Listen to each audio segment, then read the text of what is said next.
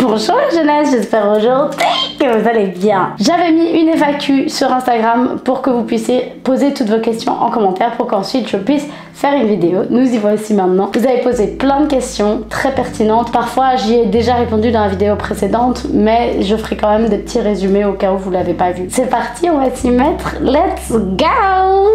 Pourquoi t'es si iconique? Je sais pas, moi je suis timide, arrêtez. En tout cas, le secret, c'est beaucoup de gifles dans la gueule, beaucoup de nourriture, de self-pleasure, mais surtout beaucoup de gifles dans la gueule. Ça nous fait devenir strong as fuck, t'inquiète même pas. Une source d'inspiration, de bienveillance et une femme superbe. Arrêtez! J'ai demandé de poser des questions, arrêtez de saucer comme ça, mais... Tu avais parlé d'un mal-être dans ton réel ongle, ça va mieux niveau moral, financier, amour, projet. Ça va beaucoup mieux. Mais ça, j'en ai parlé dans la vidéo précédente. Je me sens beaucoup plus en paix, moralement, financièrement, professionnellement. En fait, ce qui me manque pour que toutes les cases soient cochées dans ma vie, c'est professionnel et relationnel. Mais en fait, je me rends compte que professionnel et relationnel, ça ne dépend pas que de moi. Et du coup, je lâche prise. Et du coup, j'ai décidé de pas me casser la tête, vraiment. Nonchalance, c'est les maîtres mots de cette année 2024. Comment vas-tu, cette nouvelle vie parisienne, nouveaux projets, etc. La vie parisienne, je l'aime. En plus là, il commence à faire bon, chaud et tout. J'aime bien, je savoure. En plus, je me suis prévu quelques petits voyages prochainement. Je me fais plaisir, on va dire. Je me fais plaisir pour cette année 2024, j'avoue. Niveau des projets, nouveaux projets, là, j'ai juste envie de profiter un peu de la vie. En fait, j'ai tellement beaucoup focus sur le taf, que maintenant je suis en mode, si je me faisais un peu kiffer en vrai de vrai, maintenant je rentre mon oseille, je fais ma vie. J'ai toujours l'ambition de me développer sur ma carrière d'artiste, mais c'est juste que là j'ai trouvé une petite vie quotidienne sympathique. J'ai pas envie trop de me casser la tête. Et j'ai envie aussi justement que la vie me surprenne en fait. Et je le ferai, hein, je pousserai la porte. Parce que je suis pas une feignasse, c'est parce que je sais ce que je veux et parce que je sais où je veux aller. Donc dès que je verrai une opportunité, je la prendrai. Mais c'est juste que là, tant qu'il n'y a pas d'opportunité, soft life. J'en suis là et je suis tellement bien comme ça. Des conseils pour des piercings, tatouages, continue comme ça, je te kiffe. Des conseils, c'est-à-dire... Des conseils de quoi? Tu reviendras habiter en Belgique une fois? En Belgique une fois? Non. C'est pas prévu. Et vraiment, si je retourne en Belgique, c'est vraiment ma life. Elle a vraiment switch, hein. Mais c'est pas du tout mon objectif. Avec quelle caméra appareil as-tu commencé? Tu avais des notions avant, que recommandes-tu? J'avais aucune notion de vidéaste à l'époque. Je savais même pas faire du montage. J'ai tout appris par moi toute seule. Et alors la caméra, je l'avais trouvée, c'était une Canon. Le seul critère, c'est appareil photo Canon, pas cher et avec un retour. Je l'avais payé 150 balles, je crois. Et c'était un appareil photo que j'avais acheté en occasion. Si vous voulez commencer les vidéos, je vous préviens, vous serez pas payé pour ça.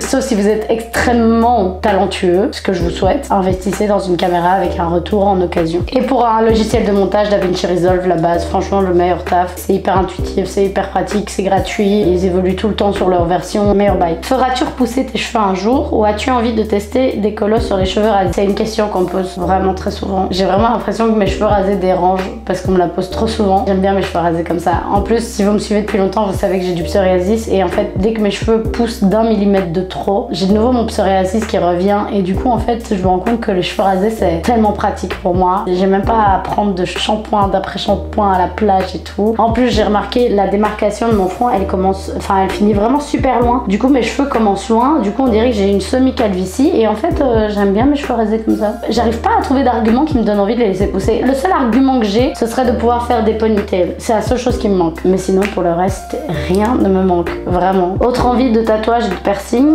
j'aimerais bien faire l'avant en fait. Je trouve que l'arrière est trop chargé par rapport à l'avant qui est trop vide. Et du coup, j'aimerais que l'avant soit chargé. Genre le cou, le breast, l'underbreast, les sides, enfin voilà, tout en fait. Même...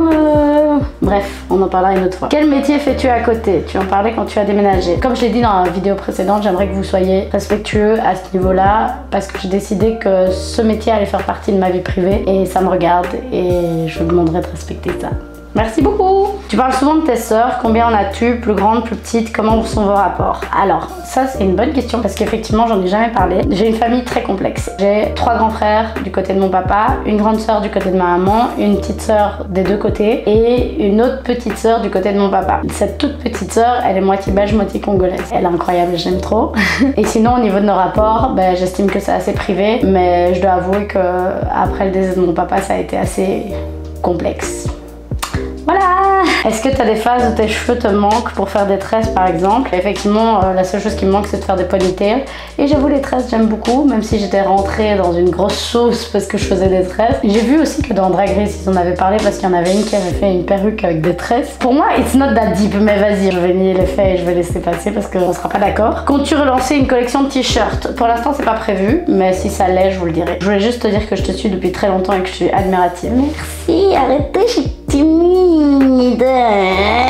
Des projets pro comme lancer ta ligne de make-up ou créer une marque ou une créa avec une marque de make-up. Ok, je recommence parce que je sais pas lire en fait. Des projets pro comme lancer ta ligne de make-up ou une créa avec une marque de make-up. Ça, comme je l'ai dit dans la vidéo précédente, je veux me lancer plus dans la DA que dans la création parce que je me suis rendu compte que c'était vraiment mes idées créatives que j'aimerais exploiter et non pas le savoir-faire, la main d'œuvre. Et du coup, c'est pour ça que dans le futur, j'aimerais vraiment travailler plus avec des marques pour développer des produits en édition limitée. La palette Huda Beauty featuring Hailey D avec une palette complètement dans mon idée, dans mes trucs, dans mes valeurs. Je travaillerai peut-être même pas que les fards mais aussi le design de la palette parce que c'est vraiment ce vers quoi j'aimerais aller, vraiment dans le design et dans la DA surtout parce qu'en fait je me rends compte que c'est ça que je kiffe dans la vie. Imaginer des projets, imaginer des univers, des atmosphères et c'est vraiment ce vers quoi j'aimerais me lancer dans le futur. Donc faire comme des featuring avec des marques qui sont déjà établies, qui ont déjà le savoir-faire et qui cherchent justement une personnalité un peu artistique pour créer une édition limitée dans peu importe quoi en fait. Ça peut être des bougies, ça peut être du make-up, ça peut être des vêtements, ça peut être des lunettes, ça peut être des voitures, ça peut être des fleurs, n'importe quoi. I need le comeback de tes tutos make-up. Mais t'inquiète pas, en fait mes tutos make-up, il y en a quand même de toute façon sur TikTok en format vertical. En quoi c'est bien d'avoir des tutos make-up sur YouTube? Je comprends pas. Après c'est vrai que c'est comme à l'ancienne et moi j'avoue que je suis quelqu'un de nostalgique donc les vidéos à l'ancienne moi j'aime bien. J'ai l'impression des fois d'être trop redondante et j'ai peur que ça vous saoule. Qui t'inspire pour tes make-up? En fait j'ai pas des personnes spécifiques qui m'inspirent. C'est vraiment des publications sur lesquelles je tombe et puis je suis là, oh ça j'aime bien. Et alors je mets ça dans mes favoris, puis encore un autre truc dans mes favoris, etc. Et si vous voulez, un de ces quatre, je ferai justement un top de mes favoris niveau make-up qui reviennent souvent dans mes favoris. Je sais que par exemple pour le nail art, ma plus grande inspiration niveau nail art c'est Votino, VO.TINO. Il est incroyable, il est incroyable. Niveau nail art j'avoue que lui il revient souvent dans mon feed. Il est très souvent dans mes favoris, mais en make-up c'est un peu plus compliqué. J'aime bien Is She Hungry qui a vraiment son ADN que j'aime beaucoup, mais après il y en a plein, il y en a plein. Tu dis 70 ou 70 maintenant? Je dis évidemment 70 parce que je m'adapte et parce que les Français ils louchent quand tu dis 70 alors qu'ils savent tous très bien que 70 veut dire 70. Comment as-tu appris à te maquiller aussi bien? J'adore tes make-up et à chaque fois ils sont magnifiques. Merci beaucoup. Arrêtez, je suis timide. Le make-up c'est arrivé dans ma vie par défaut. C'est vraiment pas quelque chose que j'ai choisi en vrai de vrai. Après mes études dans la mode et après mon stage dans la mode, je me suis retrouvée à chercher un emploi. J'ai galéré à trouver un emploi dans la mode. En attendant, j'ai trouvé un emploi dans la vente de make-up. Du coup, je me suis développée dans la connaissance des produits dans le make-up. À force de faire des vidéos, je voyais dans le retour tous les problèmes dans mes make-up et en fait, à force de monter des vidéos qui allaient me durer 30 heures de montage, au bout d'un moment, t'en as ras-le-bol de ton rouge à lèvres qui est mal foutu et du coup, tu vas chercher un rouge à lèvres qui tient bien et qui va être bien appliqué pour que t'aies pas l'œil qui fasse comme ça pendant que t'es en train de monter une vidéo parce que t'en as ras-le-bol de voir ta grosse tête, tu vois. Donc c'est pour ça en fait que je me suis développée petit à petit dans le make-up. Penses-tu revenir sur YouTube définitivement ou juste sur tes réseaux sociaux? Comme je l'ai dit dans la vidéo précédente, le but c'est de revenir sur YouTube une fois de temps en temps pour vous faire un petit feedback, mais je pense pas que je vais mettre autant d'investissement qu'à l'époque, ça c'est sûr et certain. Ce sera plus chill en fait, même les montages, ce sera moins de cheapo, moins de travail, moins de zoom, de trick, de tac, de club, de tune, de rythme, parce qu'en fait c'est des choses qui prennent énormément de temps, de travail aussi. Donc maintenant c'est juste, je suis là, je suis posée devant la caméra, je vais quand même faire des cuts parce que j'aime pas quand on s'emmerde. Ce sera quelque chose de simple en fait, je vais vous montrer juste qui je suis vraiment et j'ajouterai pas toutes ces fioritures de montage etc qui me prennent énormément de temps, énormément d'énergie et pour que finalement vous aimiez le résultat avec ou sans montage. Où serait ta place de femme artiste idéalement? C'est une bonne question. Moi je sais pas si c'est une référence au niveau de l'âge mais et encore moins maintenant, mais par exemple Iris Apfel qui est une icône de la mode qui est décédée maintenant malheureusement, mais en tout cas j'aime ce côté là en fait. Je suis une icône uniquement pour ce que je reflète mais aussi pour ce que j'ai dans la tête et ce que j'ai comme créativité derrière. Et ça j'aimerais vraiment pouvoir avoir cette casquette en fait de femme icône qui représente un univers qui n'existe pas, qui est le mien. En quoi TikTok est indispensable pour toi? Alors je sais pas si on peut qualifier TikTok d'indispensable, mais en tout cas il m'inspire beaucoup. Le fait d'inclure la musique et la danse en plus que tout le reste, ben, ça me crée de la joie parce que j'adore danser, parce que j'adore la musique et du coup ça veut dire que je rajoute un truc en plus à mon arc qui est que je peux vous partager les sons que j'aime bien, je peux vous partager les danses que j'aime bien, les univers que j'aime bien et que je vous ai jamais partagé vraiment ni sur YouTube ni sur Instagram. Et c'est pour ça que j'aime bien ce côté-là avec TikTok, en vrai de vrai. Ce que j'aime le moins, c'est les commentaires. Hein. Les gens, ils ont la haine pour rien et en plus de ça, il y a des gens qui like la haine des gens. C'est comme si on mettait sur un piédestal quelqu'un qui pensait de la merde en fait. Et ça, je trouve ça assez fou. Tu assumes tes formes, c'est incroyable. Comment tu fais? Ça, c'est à force. Hein. Franchement, j'en parlais la dernière fois, je disais, j'étais quand même assez choquée que mes formes, avec tout le recul de ma vie, je sois aussi bien dans ma peau. Parce que je me dis, pour toutes les remarques que je me suis prise dans la gueule, j'aurais pu vraiment, mais vraiment me détester. J'en ai parlé, je crois, sur YouTube. Il y a un gamin de mon âge, quand j'étais plus petite, qui m'avait dit je veux bien sortir avec toi, mais que si tu maigris. Ma mère m'avait dit tu porteras un piercing au nombril quand tu auras perdu du ventre. Mon père m'avait dit que j'étais très jolie, mais que c'était dommage que j'avais du poids. J'ai un si joli visage, mais c'est dommage que je sois si ronde. J'ai entendu plein de choses comme ça, en fait. J'avais des potes qui venaient à la maison qui étaient toutes fines et on me disait ben regarde, elle est bien, tu vois. Et en fait, je me rends compte qu'avec le recul, j'aurais pu vraiment vriller dans je me déteste, je me trouve hideuse, je suis pas belle, j'ai des formes, c'est pas joli. Et en fait, finalement, j'y ai trouvé mon avantage. J'ai trouvé des gens qui aimaient, j'ai trouvé un univers dans lequel on m'aimait tel que je suis aussi. Quand on t'aime pas quelque part, il suffit d'aller quelque part autre pour peut-être être aimé plus que là d'où tu viens. Tu vois ce que je veux dire? Et même par rapport aux hommes, je me rends compte que mon style d'homme a changé beaucoup avec le temps parce que justement je me retrouve face à des hommes aujourd'hui qui m'aiment comme ça et ça fait du bien. Et moi je les aime aussi, donc on est ensemble à s'aimer et du coup c'est super cool.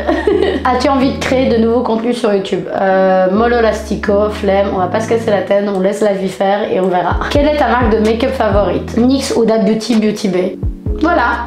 Hello, je te kiffe, j'espère que c'est pas déplacé. Es-tu hétéro? Oui, je suis hétéro. Il y a beaucoup de gens qui pensent que le fait que je sois ouverte d'esprit, que je sois aussi folle dans ma tête, ça veut dire que je suis ouverte d'esprit sexuellement. Alors je le suis par rapport aux autres, mais par rapport à moi, je suis hétéro, j'ai jamais vraiment été attirée par une femme. Après, je sais qu'on peut être surpris avec le temps. On peut se retrouver face à quelqu'un qu'on aime et c'est ok, mais jusqu'à aujourd'hui, c'est jamais arrivé. Peut-être ça changera un jour, hein. Après, j'entends des trucs, hein. Les hommes sont tellement fatigants des fois que je sais qu'il y a des meufs qui sont parties de l'autre côté à cause de ça, hein. Vraiment. Et du coup, c'est pour ça que je me dis peut-être qu'un jour, soit je tomberai love d'une meuf et je saurais pas quoi faire, soit j'en aurais trop marre de ce sexe opposé que je ne comprends pas toujours. Ah, je peux pas dire sexe, c'est vrai, avec YouTube, ils sont chiants maintenant. De cette espèce opposée qui parfois vrille et n'est pas capable d'aller voir un psychologue pour faire travailler ce qui se passe dans leur ego là. Du coup peut-être j'en aurais marre et que je passerai de l'autre côté aussi, mais pour l'instant c'est pas prévu et j'aime toujours les hommes. Es-tu célibataire? Quand tu vas avoir des enfants, tu as quel âge? Je t'aime trop. Moi aussi je vous aime trop. Je suis toujours célibataire, hein, endurci jusqu'au bout, jusqu'à la fin. Je ne vois pas la fin de tout ça, hein. Parce qu'en fait à chaque fois je me dis bon, il faut que j'apprenne à être un peu plus conciliante et puis quand je décide d'être conciliante, je suis là oh non vas-y, on laisse tout tomber, on va s'amuser, on va pas se prendre la tête parce que vraiment ils cassent tous la tête. Il y a des moments où je faiblis, je redeviens une pigeonne et puis je redeviens une warrior et ça vacille entre la pigeonne et la warrior H24 en fait. Il suffit d'un qui arrive à me faire flancher comme ça, mais en conscience. Heureusement je suis toujours consciente quand je flanche et puis je me rends compte que c'est un fils de pute et du coup ben, je reviens. Je me dis non on repasse en arrière, on y va, on continue, on reste focus, on va tout droit et on se fatigue pas. Quand tu vas avoir des enfants, grande question. Pendant longtemps j'ai dit non, ça reste toujours non, mais je me pose quand même la question. Et en fait la réponse à ma question c'est tant que j'ai pas trouvé quelqu'un qui correspondait à ce que je voulais et qui était assez mature pour penser à cette idée, non. Tant que j'ai pas trouvé ça, non.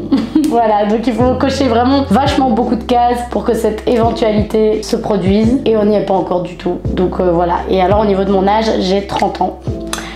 Ça ne nous rajeunit pas. As-tu toujours été fière de ton travail et de tes make-up? Fière?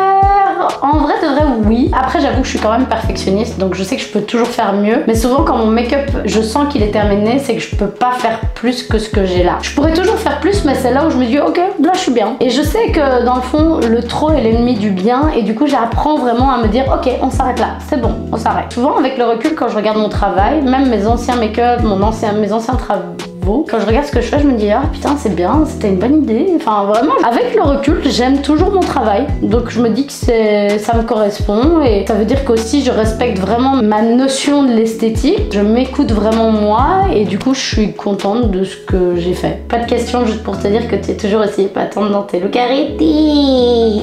Merci, c'est hyper gentil. Ça franchement c'est un truc, je suis vraiment contente, c'est que ma communauté a toujours été ultra fidèle, que ce soit à l'époque ou même aujourd'hui, et pour ça je vous remercierai toujours. Évidemment il y a eu une petite période de chaos où on m'a mis fortement dans la sauce. En tout cas je remercie ceux qui restent et qui comprennent mes démarches artistiques en général. Je suis pas là pour faire du mal aux gens, hein, pour ceux qui n'avaient pas encore compris. Comment te sens-tu en ce moment? Très bien, en paix, la nonchalance, c'est le mode 2024. Est-ce que t'as un amoureux? Non, non, j'en ai pas et j'en aurai jamais et on va me laisser tranquille avec ça en fait. J'aime trop quand vous posez des questions là comme ça. En plus je sais les gens ils sont là.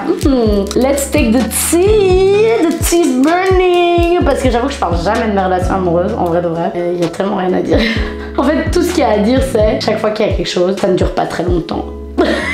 Voilà, c'est tout ce que je peux dire. Donc voilà, j'en ai fini pour cette vidéo. N'hésitez pas à me dire en commentaire si vous avez kiffé ou pas, si vous avez d'autres questions, si vous avez envie que je refasse une FAQ, ou si vous avez des thématiques sur lesquelles vous avez envie que je parle. En tout cas, je me ferai un plaisir de refaire une autre vidéo là-dessus. Sur ce, n'hésitez pas aussi à me dire ce que vous pensez de ce make-up. Évidemment, j'ai fait un tuto qui est sur TikTok, donc n'hésitez pas à vous abonner, mais sur mon TikTok, Instagram également. Sur ce, je vous fais d'énormes bisous la jeunesse et on se voit très bientôt pour une prochaine vidéo. La bise, bye yo.